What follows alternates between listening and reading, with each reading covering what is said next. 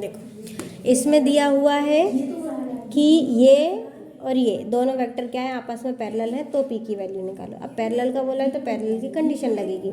ठीक है, पैरेलल की कंडीशन होती है A1/A2 equal B1/B2 equal C1/C2 होती है। ठीक है, ये A1 B1 C1 A2 B2 और C2 है। ठीक है, बस हमें इसमें रखना है A1 की वैल्यू 3 है, बस हम लिख देंगे condition for parallel of two vectors, है ना। तो A1 की वैल्यू हो गई, नीचे A2 की वैल्यू आ जाएगी A2 और यहाँ पे -2p और यहाँ पे 9 और 3। ठीक है, 2 से 2 कैंसिल, 3 1 जा 3, 3 3 जा 9, ये बचा 3 और यहाँ से माइनस का 1/p, है ना। और यहाँ से 3 1 जा 3, 3 3 जा 9। अब या तो हम इन दोनों को इक्वल ले लें या इन दोनों को इक्वल ले लें, एक ही बात है। तो स्टार्टिंग के भी दो इक्वल ले सकते हैं, तो 3 = -1/p, p यहाँ आएगा तो 3p = -1 और p = ये डिवाइड में चला जाएगा तो 1/3, -1/3 वैल्यू p की। एरिया ऑफ पैरेललोग्राम निकालना है इसमें। अगर उसमें पूछा है एरिया ऑफ पैरेललोग्राम निकालो अगर एडजेसेंट साइड दी हैं तो एडजेसेंट साइड दी हो तो एरिया ऑफ पैरेललोग्राम निकालने का फॉर्मूला होता है A×B का मोड। ठीक है, और अगर डायगोनल्स दिए हो, है ना, D1 और D2 हमें दिया हो तो एरिया ऑफ पैरेललोग्राम निकालने का फॉर्मूला होता है 1/2 और D1 × D2 का मोड होता है। ठीक है, एडजेसेंट साइड फिलहाल हमें दी हुई है तो हमें ये निकालेंगे। तो सबसे पहले क्या चाहिए पड़ेगा, A×B। तो A×B निकालेंगे तो ये I/J/K। ठीक है, I/J/K के कोफिशिएंट पहले A के देखेंगे क्योंकि A पहले है, तो यहाँ से 1, यहाँ से -1 और 3, 2 -7 और 1। ठीक है, तो क्रॉस निकालने के लिए वही है ना, डिटर्मिनेंट सॉल्व करना पड़ेगा।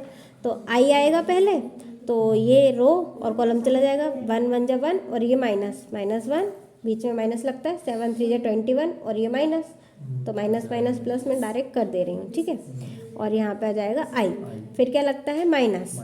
ठीक है, फिर J वाला आएगा तो J का कॉलम और रो चली जाएंगी, तो 1 1 जा 1, 2 3 जा 6। ठीक है, और यहाँ पे J।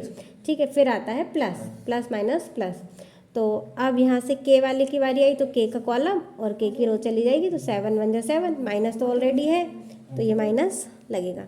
फिर उसके बाद बीच में एक माइनस लगता है तो 2 1 जा 2 और ये माइनस, तो माइनस माइनस प्लस, और यहाँ पे आ जाएगा K कैप। यहाँ से बचेगा 20I, यहाँ से बचा -5 और बाहर माइनस है तो +5J। ठीक है, उसके बाद यहाँ से बच रहा है कितना, माइनस का 5K, minus plus minus -5K। ठीक है, ये हमारा निकला है सिर्फ A×B। अब हमें निकालना है मॉड निकालना है। ठीक है, तो मॉड निकालेंगे तो 20 का स्क्वायर प्लस 5 स्क्वायर प्लस ये -5 का स्क्वायर। ठीक है, 20 का स्क्वायर 400, 5 का स्क्वायर 25 और ये भी 25, कितना हो जाएगा यहाँ से 450। ठीक है, 450 को हम ब्रेक करेंगे। ठीक है, ब्रेक कर लेंगे एलसीएम लेके, फिर 2 × 3 × 3 × 5 × 5। ठीक है, एक 5 और एक 3 बाहर, 3 × 5 √2 बचा, यानी 3 5 जा 15 √2।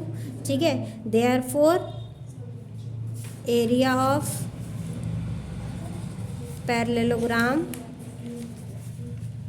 Will be 15 √2 square unit. ठीक है, क्योंकि हम एरिया निकाल रहे हैं, और यहाँ पर भी लिख सकते हो आप एरिया ऑफ पैरेललोग्राम। ठीक है, और लास्ट में लाइन भी लिख दोगे तो बढ़िया है। देखो प्रोजेक्शन निकालना है। ठीक है, इस वेक्टर का इस पर निकालना है। ठीक है, तो हमें क्या करना पड़ेगा, जिसका भी वेक्टर निकालना है, मतलब वेक्टर प्रोजेक्शन निकालना है, जिस पर निकालना है उसका मॉड नीचे आता है, बाकी ऊपर दोनों का डॉट आता है। ठीक है, अगर हम लिखेंगे projection of vector A on vector B equal to हो जाएगा A dot B upon mod of B. अगर ऑन ए लिखा होता तो हम ए का मॉड नीचे आता, ठीक है। ऊपर हमको डॉट निकालना है, आई प्लस 2j प्लस 3k और यहाँ से आई प्लस 3j और प्लस का ये k है।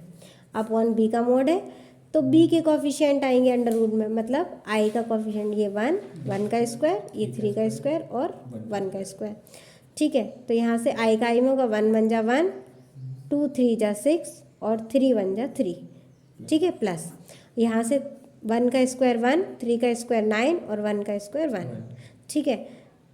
6 और 1 7 और 3 10 है ना, और यहाँ से 9 1 10 और 1 11, ये आपका प्रोजेक्शन निकलेगा।